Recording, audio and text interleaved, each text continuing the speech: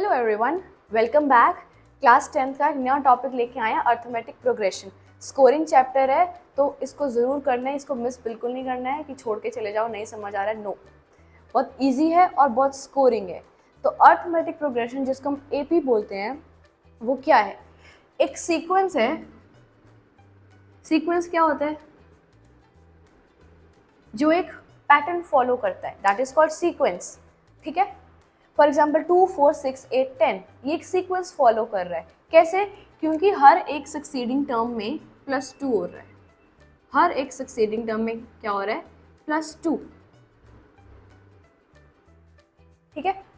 अगर मैं ये लेती हूँ, लेट्स से 10, 20, 30, 40, ये भी मेरा क्या है? एक सीक्वेंस।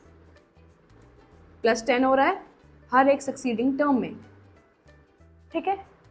इसी को ही क्या बोलते हैं? Arithmetic progression. अब जो सक्सीडिंग टर्म में ना, या तो कुछ ऐड हो सकता है या तो कुछ सब्ट्रैक्ट हो सकता है। जैसे कि अगर मैं ये ले लेती हूँ, लेट्स से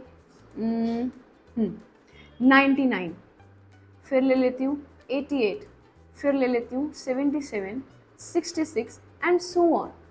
इसमें क्या सीक्वेंस फॉलो हो रहा है कि जो सक्सीडिंग टर्म में हमेशा ही -11 हो रहा है। इधर से भी क्या हो रहा है? -11, और यहाँ से भी क्या हो रहा है? -11। तो अर्थमेटिक प्रोग्रेशन वही होती है जब सक्सीडिंग टर्म में या तो कुछ ऐड हो रहा हो या तो कुछ सब्ट्रैक्ट हो रहा हो। एक और चीज़, लेट्स से कि एक मैंने नंबर्स लिए हैं, जैसे कि 2, 8, 10, 14, 16, 24। अब इसमें कोई सक्सीडिंग टर्म में कुछ पैटर्न फॉलो हो रहा है। इसमें को मैंने किया तो मेरा आया +6, यहाँ पे मैंने किया तो मेरा आया +2, इधर किया +4, इधर किया +2, मतलब कुछ भी पैटर्न फॉलो नहीं हो रहा है, तो ये मेरी सीक्वेंस नहीं होगी और अर्थमेटिक प्रोग्रेशन इसको हम नहीं बोलेंगे। अर्थमेटिक का मतलब होता है या तो सेम नंबर ऐड हो रहा हो या सेम नंबर सब्ट्रैक्ट हो रहा हो। मल्टीप्लिकेशन और डिवीजन की बात नहीं कर रहे हैं, सिर्फ एडिशन और सब्ट्रैक्शन की बात कर रहे हैं। ठीक है। तो थ्रू आउट द चैप्टर हम इसको एपी बोलने वाले हैं। तो ये फर्स्ट क्वेश्चन करेंगे। जनरली ऐसे क्वेश्चन एज एन एमसीक्यू आ जाते हैं। तो ये देखेंगे कि इनमें से एपी कौन सी है।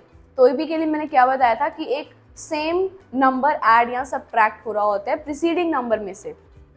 तो फर्स्ट देखो इसका 8, 5, 2, -1, -4, क्या ये एपी है? अच्छा, 8 से 5 जाने के लिए मुझे क्या करना पड़ेगा?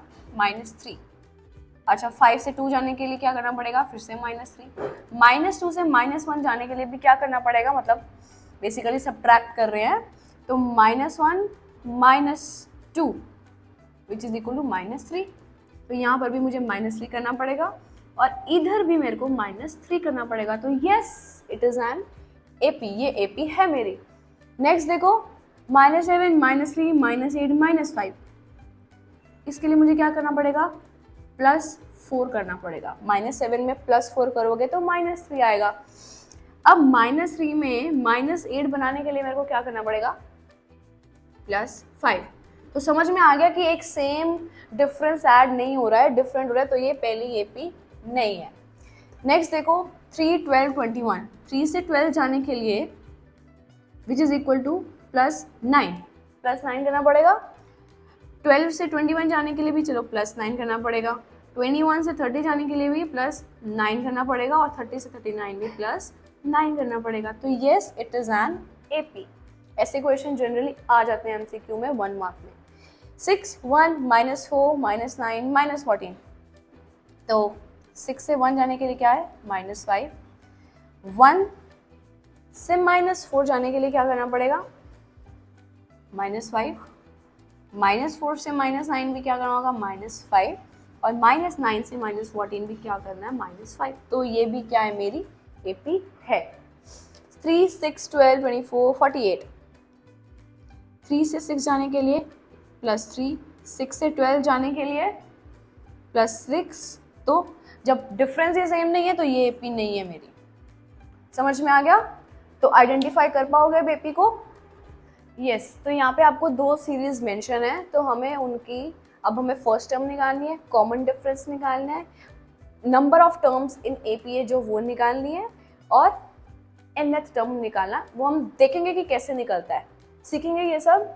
अच्छा, तो ये मेरी फर्स्ट सीरीज है, ये मेरी सेकंड सीरीज है, right.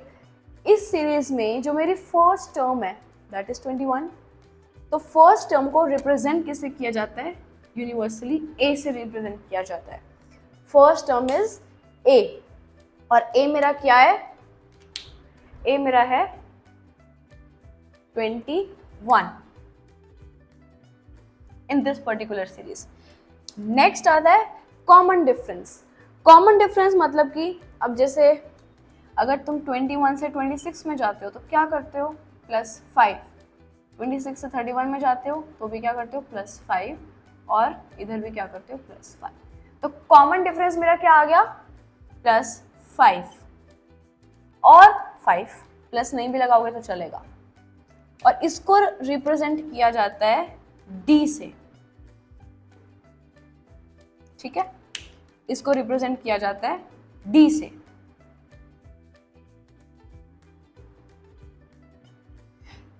Number of terms, number of terms होती हैं जितनी भी एपी में हमारी टर्म्स हैं। जैसे कि इस सीरीज में, इस एपी में मेरी कितनी टर्म्स हैं, 4 टर्म्स हैं, तो ये मेरा नंबर ऑफ टर्म्स आ जाएगा 4, और इसको रिप्रेजेंट किया जाता है n से। As in this series we have 4 terms, so n will be 4, ठीक है। नेक्स्ट देखो nth टर्म, अगर लेट्स से कि अगर ये 4 टर्म्स नहीं होती, ठीक है, बहुत सारी टर्म्स होती, तो मैं इसको ऐसे लिख सकती थी, ठीक है। तो इसको रिप्रेजेंट किया जाता है या तो an से या तो tn से, जो भी nth टर्म आएगी, ठीक है। अब इधर मेरा कितनी नंबर ऑफ टर्म्स हैं, यहाँ पर मेरी नंबर ऑफ टर्म्स हैं 4, तो ये मेरा क्या आएगा, A4 या फिर E4। अभी हमने बात की सिर्फ रिप्रेजेंटेशन की। इस वाली सीरीज में आओ तो फर्स्ट टर्म क्या होगी मेरी, A, जो कि मेरी है 7, ठीक है। नेक्स्ट आता है common difference, that is D। Common difference, अब देखो यहाँ क्या आएगा, 7 से 3 जाना है तो क्या होगा, -4, 3 से -1 जाना है तो भी -4, और एंड सो ऑन, -4। तो यहाँ पर मेरा कॉमन डिफरेंस आ जाएगा -4, ऑलराइट। नेक्स्ट आता है फिर से नंबर ऑफ टर्म्स, उसको हम n से रिप्रेजेंट करते हैं। इस सीरीज में 1 2 3 4 5 टर्म्स है, तो n की वैल्यू क्या आ जाएगी, 5। और लास्ट आता है कि अगर ये सीरीज आगे तक जाती, जो nth टर्म तक जाती, तो इसको हम रिप्रेजेंट करते हैं an से। As in this series we have 5 terms, तो यहाँ पर हम लेंगे T5 या फिर A5। अब मैं एक सीरीज देती हूँ आपको, उसमें आपने मुझे बताना है कि A क्या होगा, D क्या होगा, N क्या होगा, और कितनी टर्म्स हैं, उसका आपने मुझे रिप्रेजेंट करके बताना है। तो सीरीज आपको मैं ये दे रही हूँ, कमेंट सेक्शन में आप मुझे बताओगे। Let's say this is 24, 19, 14 and 9। इसका आप मुझे बताओगे A क्या है, D क्या है और N क्या है, ठीक है, कमेंट सेक्शन में। यस, तो अब हम देखने वाले हैं कि how to find the nth term of this series. तो nth टर्म की रिप्रेजेंटेशन क्या होती है, an या फिर tn। इसको हम कैसे निकालते हैं, इसके लिए हमारा फॉर्मूला होता है a plus n-1 into D. बहुत इंपॉर्टेंट फॉर्मूला है, a plus n-1 into D, जहाँ पे मेरा a क्या होता है, जो हमारी first term of the series होती है, फर्स्ट टर्म।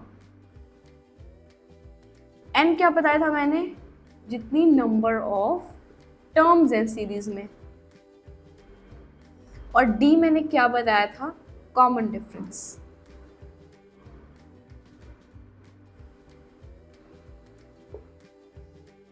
ठीक है, तो nth टर्म निकालने के लिए हमें ये फॉर्मूला यूज़ करना है a plus n minus one into D. a होती है फर्स्ट टर्म, n होते हैं नंबर ऑफ टर्म्स और d होता है हमारा common difference.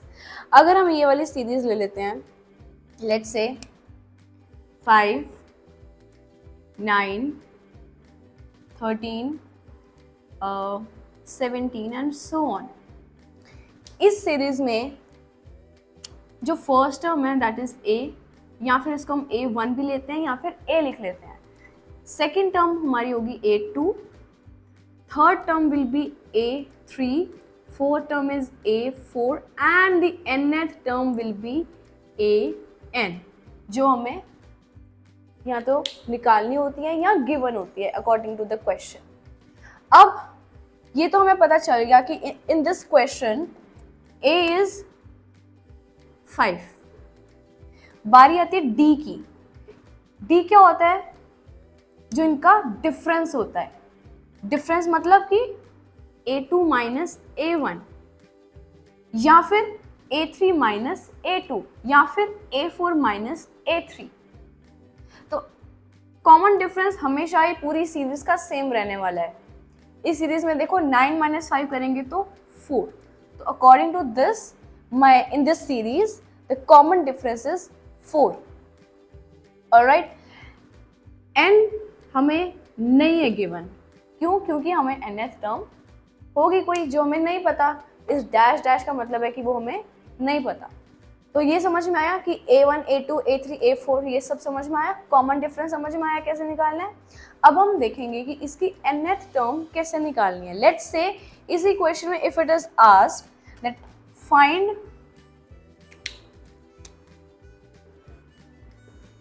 the question will be same. This is my question.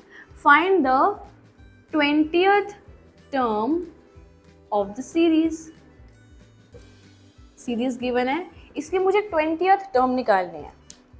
यानी कि अब मुझे क्या निकालना है, यहाँ से स्टार्ट करें अगर। अब यहाँ पे n की वैल्यू तुम्हें क्या गिवन है? 20। क्योंकि 20th टर्म निकालनी है तो हम यहाँ पे n क्या लेंगे? 20 लेंगे। अब an मेरा क्या बन जाएगा? a20। nth टर्म मेरी कौन सी टर्म है? 20th term. फॉर्मूला क्या था? a plus n minus 1 into D. तो a20 या फिर an फॉर्मूला हमेशा लिखना है a plus n minus 1 into d. a20 is equal to a plus n की वैल्यू क्या है? 20 minus 1 into d which is equal to a20 मुझे निकालना है। a मुझे पता है सीरीज में क्या है? 5 प्लस 20 माइनस 1 इज 19 इंटू, अब d क्या है मेरा यहाँ पे? 4। कमेंट सेक्शन में बताओ कि क्या आएगा। 5 plus 19 into 4 is 76 which is equal to 81। तो 20th टर्म मेरी इस सीरीज की विल बी 81। आई होप कि समझ में आया होगा। एक और क्वेश्चन करते हैं। तो ये मेरा सेकंड क्वेश्चन है, ये सॉल्व करना है। Find the 24th term of the sequence.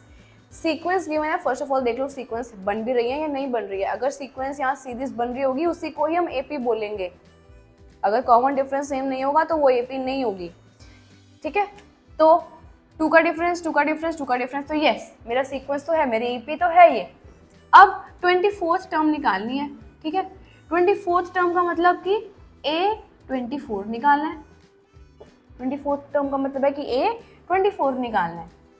Formula क्या होता है nth टर्म निकालने का? a plus n minus 1 into D. जहाँ पे मेरा n गिवन है कि 24 है, 24th टर्म निकालने का क्या मतलब है कि अब n मुझे क्या लेना है? 24। ठीक है, तो a24 will be, what is my first term here? a is 12, d is what? 10 minus 12 यानी कि a2 माइनस a1। ठीक है, a2 माइनस a1, ये मेरा a2 है, ये मेरा a1 है, तो -2। Now my d is what? -2, a है मेरा 12 प्लस 24 टर्म यानी कि 24 माइनस 1 23, डायरेक्टली लिख दूं 23, और d मैंने क्या निकाला था -2, ठीक है। 12, अब 23 को 2 से मल्टीप्लाई करो माइनस, तो दैट इज 46, तो आंसर मेरा नेगेटिव में आएगा, क्या आएगा -34। तो दिख रहा है मुझे कि जो मेरी एपी बन रही है वो एक डिक्रीजिंग एपी है, क्योंकि कॉमन डिफरेंस माइनस है। तो जो 24th टर्म आएगी उसकी सीरीज की, दैट इज -34, ठीक है। समझ में आ गया इतना? तो ये मेरा थर्ड क्वेश्चन है जो मुझे सॉल्व करना है। क्वेश्चन है कि find the 50th term of the sequence. अब मुझे सीक्वेंस नंबर की फॉर्म में नहीं गिवन है, एन की फॉर्म में गिवन है, और इसकी कौन सी टर्म निकालनी है, 50th टर्म निकालनी है, ठीक है। तो ए तो मेरा क्या है यहाँ पे 1/n, यानी कि फर्स्ट टर्म मेरी 1/n है।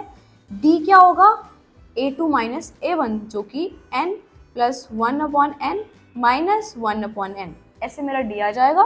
तो वो क्या आएगा, एज द डिनोमिनेटर सेम तो एलसीएम सेम होगा, तो n प्लस 1 माइनस 1/n, तो ये n/n आएगा, तो ये मेरा कॉमन डिफरेंस, तो d मेरा कितना आ गया 1, ठीक है। d मेरा कितना आ गया 1। कौन सी टर्म निकालनी है, 50th टर्म निकालनी है।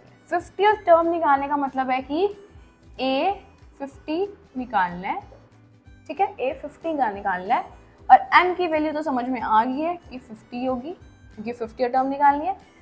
तो a50 का फॉर्मूला क्या होने वाला है, a plus 50 minus 1 into D, क्योंकि मेरा an होता है a plus n minus 1 into D, तो 50 माइनस 1 मतलब 49d, ठीक है। जितनी टर्म गिवन है उसको कॉमन डिफरेंस से एक कम से मल्टीप्लाई करते हैं। तो a क्या है मेरा 1/n प्लस 49 इंटू डी कितना मेरा 1, ठीक है। तो 1, 49 को 1 से मल्टीप्लाई करोगे तो 1 ही आने वाला है।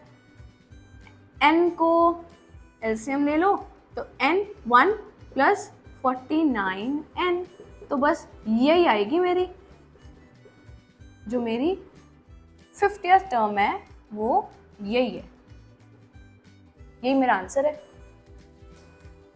तो लास्ट क्वेश्चन करेंगे आज का, is 402 a term of the sequence. क्या 402 इस सीक्वेंस की टर्म है या नहीं है, कैसे पता चलेगा कि इस टर्म की सीक्वेंस है। तो सेम फॉर्मूला अप्लाई करना है, an is equal to a plus n minus 1 into d, ठीक है।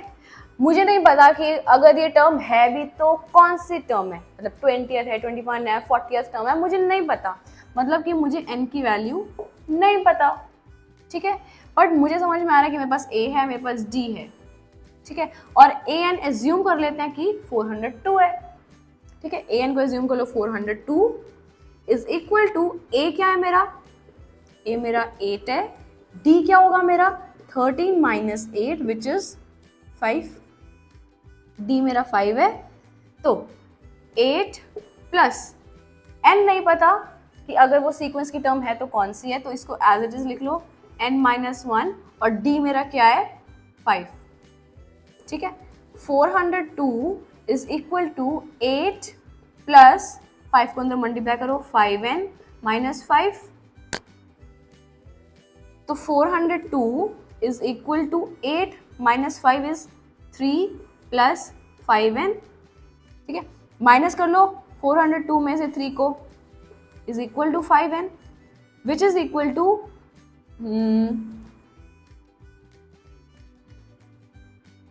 399 इज इक्वल टू 5n।